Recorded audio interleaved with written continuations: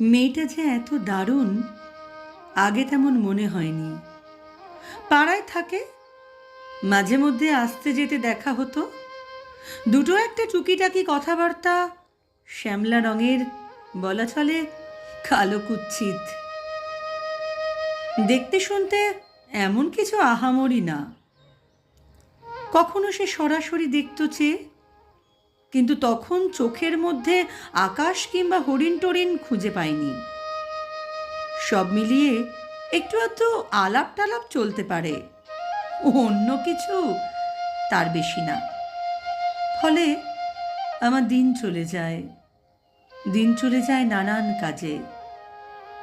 ক্রমে ক্রমে একলা হচ্ছি, অনেক ভিড়ের মধ্যে একা। ভুলেই গেছি একটা মেয়ে প্রতিবেশী, সেই মেয়েটা আছে কি নেই। আমার দিন চলে যায় নানান কাজে।